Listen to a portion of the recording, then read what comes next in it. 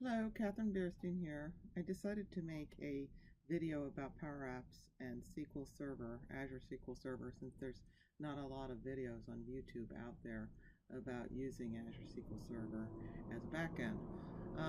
This has come a long way, and I decided to see if I could do a standard CRUD, create, read, update, delete application with a Azure SQL database.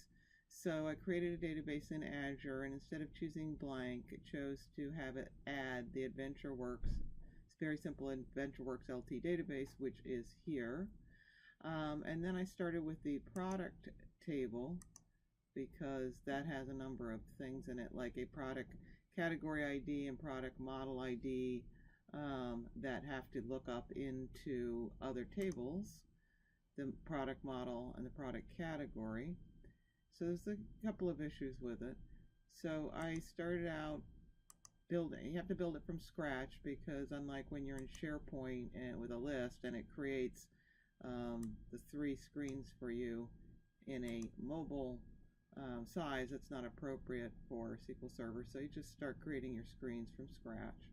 So I created my products browse, products detail, products edit, products new, and then it's really important, of course, if you're going to do a large scale application, to group everything and have it very organized, because you're quickly going to have hundreds and hundreds of controls and fields and labels and objects. So for the menu, I created that, and fortunately you can copy groups, so don't forget about that. And so I just copied it to the other screens. That saves you a lot of time. And when you do that, it'll just rename the controls with 1, so that you don't have to, so they don't have the same name, because no control can have the same name. And then name everything very carefully. As to, I tend to name everything with the table name so that you won't get duplicates. Okay, so everything went along fairly swimmingly, and I was able to do some nice things, like in the edit screen where you have the drop downs for category and model. In products, those are saved as numbers of the ID, but you actually want to see, of course, the drop down. Let's see what that looks like with the English language options. And the way you can do that, I found that out from a YouTube by Paul Flaherty, which I've actually mentioned here in the notes of the YouTube, so I won't go over that. But what you basically do is create collections for here. See, I create a collection of the category, so the lookup is faster, and that allows you to display the values here. So you just add a drop down to the card and then create your collection and go against that. Okay, so it works pretty well. If you do your typical thing where you have a icon that navigates to the other screens, and then I have a number of variables that I set, and that are used for various purposes. Okay, so that takes you over to the display screen. For instance, one of the variables looks and sees if discontinued date is blank, and if so, there's a if statement, and it says no current value if that is blank, null. Then you can edit. I did the edit as the drop down, as I just indicated, and then you can format for the dollars or your currency, whatever your currency is. So all that is good.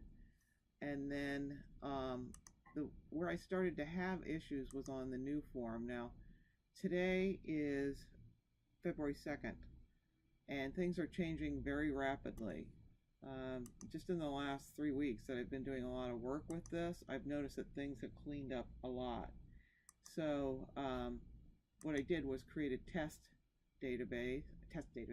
table here, and just worked with that a lot to figure out the problems with SQL Server. Now, some of those are well known. For instance, that you have to have a primary key for every table you work with, or PowerApps simply does not see it. And that's very standard in SQL Server, so that should not cause an issue.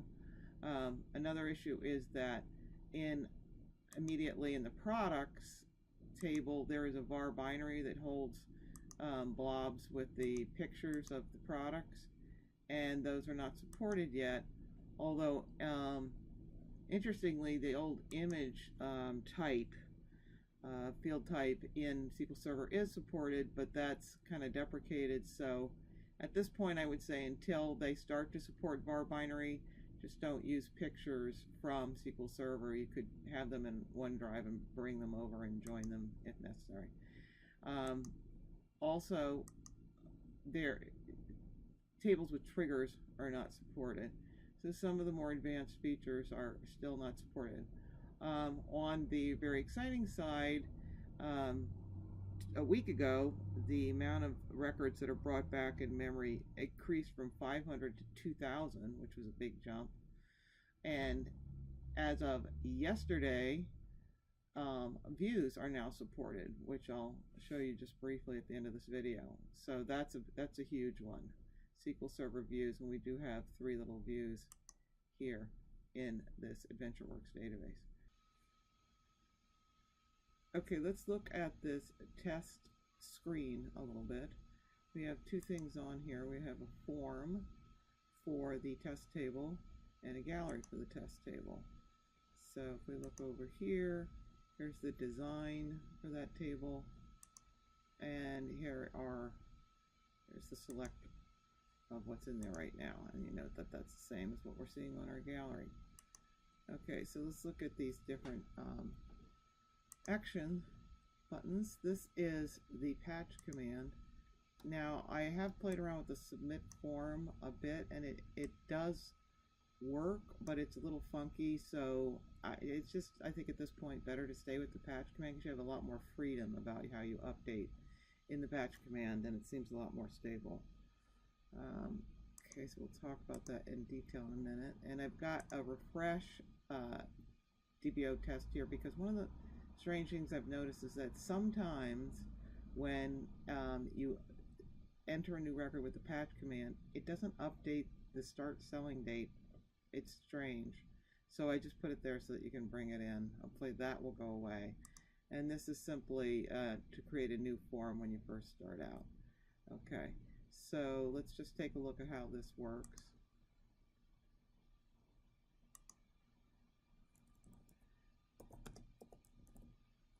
So notice that I've got, in SQL Server, you don't have to have a lookup table. You can simply create a allowed values drop-down field and just put your values in items so that you don't have to worry about, lookup tables. It's just easier. That's if you're starting anew and you don't have a database that already has that, like AdventureWorks. Then you have to use the lookup tables. And notice this, that I've got AM and PM here, which is nice because I don't know anybody that likes to fill in 24 hours, at least in the United States. And I made the minutes, I just made the items 00, 15, 30, and 45 because I don't like seeing the 60 minutes, and a lot of times that's close enough. Okay, now notice the start sell date in our table. That can be null, that allows nulls. So there's a lot of stuff on the internet about how you can't, there's a problem with nulls, but in this specific instance where you allow nulls and you don't put something in with the patch command, it does work. Also with the modified date, I've got the value of now in my patch command, and that overrides the value that is in the update command of the card. I'll show you that in a minute. Okay, so if I click this, you see the dots go across, and you see the row being written. And notice this is not coming back from the table as null. I have a command that says if this is blank, then show null. So let's talk about this by date that has AM and PM rather than the normal 0 through 23 that you have in standard date field. Normally items are like 00 through 23. So what we've done here is we've added a drop-down field with simply AM and PM, and then in the normal hour field we've changed it to 12 through 11. Okay, so then when we go to patch that, we have to use a couple of use a couple of functions here, if and mod, in order to get the hours correct. So the items for the drop down are AM PM, the hours items are 12 through 11, and the patch command for the by date is the date is fine, it's just the selected date. The minutes are fine, it's just the selected minutes. But the time you have to add, first of all you say if AM PM value is 12, is PM, then it's 12, so you add 12 hours, otherwise it's 0. So plus the hour value mod divided by 12. And you're like, well, what is this? Because can't I just say, you know, if it's AM, it's 0 plus whatever hours are there. You know, 1 AM, 2 AM, 3 AM. Okay, but you have to have this because of the problem with midnight. Okay, so midnight, you can say 0 for AM, then midnight is really 0 AM. So how do you get that? Well, if you're not familiar with the mod command, that's the one where if you divide two numbers and it gives what's the remainder is. Well, that's why I have this label up here just with mod 1212 in it, just to show you what the remainder is. The remainder is 0. So that way you would get 0, 0, which is the value that is 12 AM, and would be represented in normal formatting with this 0, 0. Okay, so, and just in case you're not really familiar with this, say it was 10 AM. If this is 10, then the value, the remainder is 10, not 0, because you can't divide 10, you can't divide 10 by 12, so the remainder is just 10. Okay, so that's why it works for the normal AMs, hours, 1 AM through 11 AM. Okay, so now let's talk about nulls in SQL Server. Nulls are the same as if you can required, not required, but not exactly in SQL Server, because there's two situations. There's is blank and is null. The important thing for PowerApps right now, as of February 2nd, to realize is that if you have required fields, i.e. there's not a check mark in the fields for allow nulls, in PowerApps you have to supply a value, or when you go to use the patch command to save it, it will just not save it, which is strange.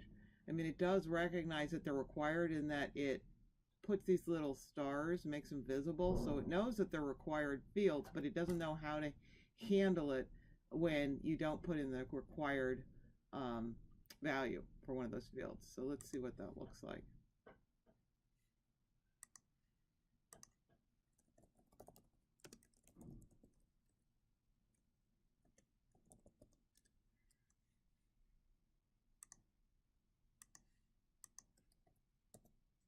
So here's the price field. I'm not going to fill it in. It is required. And let's see what happens. I see dots going across. Oh, it's saving it, saving it, saving it. But it didn't save it. As we can see on our list here, the last item had a price supplied, $43. And we didn't put in a price, so it just simply didn't save it. So what is your option here? Your option is to wrap your patch command with an if statement for each field that's required to be supplied, and I only have one set up because it just takes a long time to set them up. So the way you usually do that is with a variable. You can use a global variable or a context variable. I've got a context variable here called label price required, and I'm setting it to true if the is blank. Notice we don't have an is null in PowerApps, only an is blank if the price is blank. Okay, and what is that thing? Well, it's right here. You can't see it because it's invisible by default. I have a label price warning here, which is invisible, so you don't see it at first. The price is required and the fill is red, so it'll be really noticeable. And the value for the visible is label price required, which is when you start out is false using your form, so it's visible false, so you don't see it. Okay. Oh, this is interesting. This little thing popped up and said price field required. Well, thanks. I don't really think anybody's going to notice that. So it's not a good experience for the users. So what you do is you just wrap your patch command with that if statement.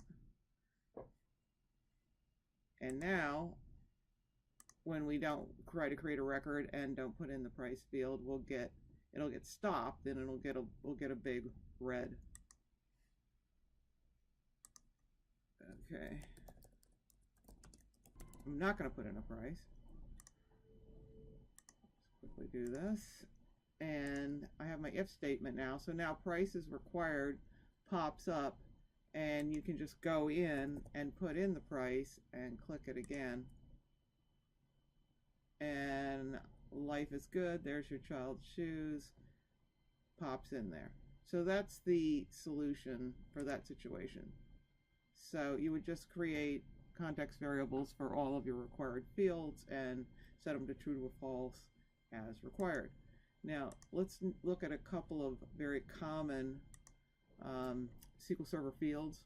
We've got a row GUID here, and we've got modified date. And let me just talk about the null, allow nulls, null with those two fields. Now normally when you see in the SQL Server databases, these are going to be both required fields.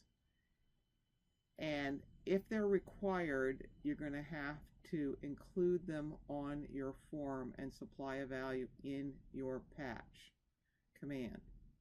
Now with a row GUID, which is a unique identifier, which you use the new ID to generate the GUID, that would be a pain to do the form. So what you simply do, if you can, hopefully, because sometimes you don't have rights to SQL Server to change the database structure, you make that allow nulls. So you don't have to put it on your form, and when you save it, the GUID is just generated, as we can see here. So the GUID is just going to be generated because that function is going to run as the patch command fires off there. Okay, so the modified date, actually I set that to required, and therefore I have to have it on my form, but I grayed it out here and I'm not supplying it just to illustrate that I can supply that value in my patch command with the now PowerApps function. Okay, and again for that card, notice that the update value for the card, which is normally what's sent when you save something, is not now.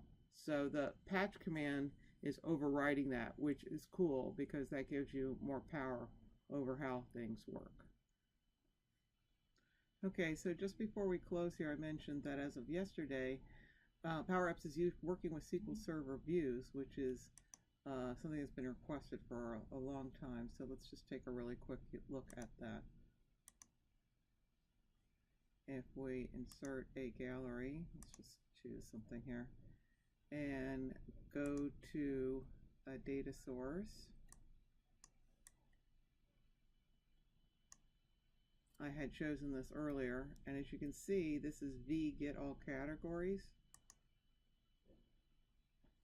That is